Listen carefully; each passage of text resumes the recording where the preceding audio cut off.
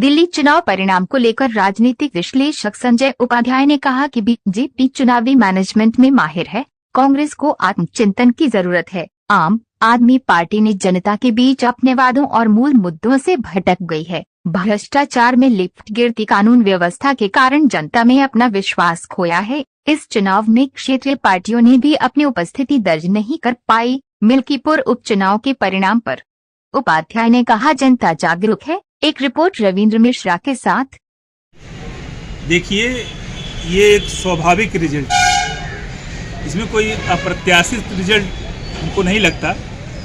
और रहा बीजेपी की बात, सुन रहे हैं बीजेपी दोनों जगह सीट जीती है, तो मिल्कीपुर की बात हो चाहे दिल्ली की बात हो, बीजेपी कहीं ना कहीं चुनावी मैनेजमेंट में बहुत माहिर है।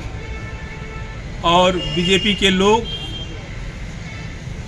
स्टेट हो या बाई इलेक्शन हो, इस तरह के चुनाव वो बराबर, अमूमन महाराष्ट्र का भी चुनाव देखिए अभी हाल में हुआ है, तो सत्ता में बीजेपी आई है। बीजेपी के लोग चुनावी गणित पे ही अपना काम करते हैं ये।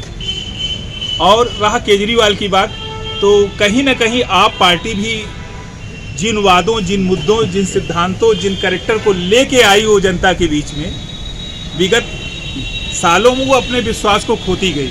और कहीं ना कहीं ये भ्रष्टाचार में और तमाम मुद्दों पे इनके जो सांसद विधायक भी लोग थे, इस तरह का बोलते रहे कि कहीं ना कहीं इनका जनता में क्षरण हुआ, इनकी विश्वसनीयता में कमी आई, इनकी रिलायबिलिटी, रिस्पॉन्सिबिलिटी, इनका कैरेक्टर कहीं ना कहीं जनता ने देखा, खुल के देखा कि अब इनसे वो चीज़ें उम्मीद नहीं रह गई थी।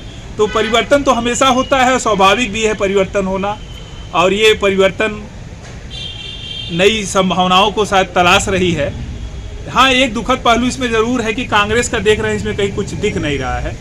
ये कांग्रेस के लिए बहुत आत्म विश्लेषण की बात होगी कि आखिर आप निरंतर चुनावों में आप एक सीट भी अगर नहीं जीत सकते, तो आप नेशनल पार्टी का आपको कमीशन से दर्जा है, तो इन चीज़ों को भी सोचना चाहिए। और छोटी छोटी पार्टियां भी जो है वो भी अपनी स्थिति को या अपनी उपस्थिति को दर्ज नहीं कर पाई हैं। ये कहीं ना कहीं पॉलिटिकल चिंता का भी एक विषय है। और हम चाहते हैं कि तमाम राजनीतिक पार्टियां अगर उभरेंगी तो स्वस्थ डेमोक्रेसी होगी, स्वस्थ लोकतंत्र होगा।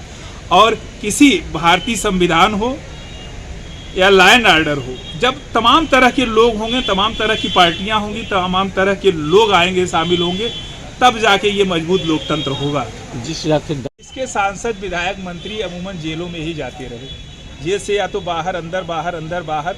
कहीं ना कहीं वो जनता ने जिस उम्मीद से इनको ले आई थी, जिस उम्मीद से लोगों ने परिवर्तन किया था, पहले कांग्रेस थी, बीजेपी थी, सबको हटा के इनको 2-2, 3-3 बार पूर्ण बहुमत दिया। और पूर्ण बहुमत के बावजूद भी ये लोग अपने को इस हालात तक ले आए हैं। तो कहीं ना कहीं ये पार्टी की कमियां रहीं, इनकी नीतियां रहीं, इनका कहीं न कहीं जनविश्वास में भी इनकी कमी आई है। और जनता देखती है, जब उसकी उम्मीदों पे लोग खरे नहीं उतरते, तो जाहिर सी बात है परिवर्तन होना था। इस बार परिवर्तन के, जैसा कि मीडिया, एग्जिट पोल सब पहले से ही बता रहे थे कि इनको लौटना नहीं है, ऐसा आभास था। मिल्कीपुर चुनाव अभी अयोध्या में 2024 के चुनाव में सपा पार्टी की सांसद हुए, ये मिल्कीपुर चुनाव में जिस तरह से आज बीजेपी को जीत मिली है, क्या नहीं? देखिए, बीजेपी के लोग जो ये प्रेस कॉन्फ्रेंस सपा वाले कर रहे थे, बीजेपी वाले कर रहे थे, इन चीज़ों से ये एक रुझान तो मिल रहा था कि कहीं ना कहीं जनता परिवर्तन चाहती है। जब पिछली बार बीजेपी का टाइम था तो समाजवादी पार्टी को वहाँ जिताया पार्लियामेंट में, तो ये जनता में भी कहीं ना कहीं अवेयरनेस है कि हमको किसको ले आना है, किसको हटाना है। ये जनता ही जनार्दन है, तो उसने जो निर्णय लिया है कोई गलत नहीं है। सांसद को आपको खुद रोते हुए देखा होगा। देखिए, वो बहुत सीनियर हैं और बहुत सम्मानित व्यक्ति हैं, और किसी के विषय में व्यक्तिगत कहना भी ठीक नहीं। लेकिन ये ज़रूर है कि हम किसी भी पार्टी के व्यक्ति हों या हम निर्दल हों, हमको जब भी हम कोई चीज़ कहना चाहते हैं तो वो निश्चित जनता से जुड़ी हुई चीज़ होनी चाहिए, जनता के बीच की बात होनी चाहिए। ऐसी बात नहीं करनी चाहिए कि हम खुद ड्रामा लगने लगें, ये तमाशा बन जाए, नाटक बन जाए। अभी उस प्रेस कॉन्फ्रेंस को मैंने भी देखा था, वो देखने से ही लग रहा था कि ये सब मैनेजमेंट मीडिया चल रही है।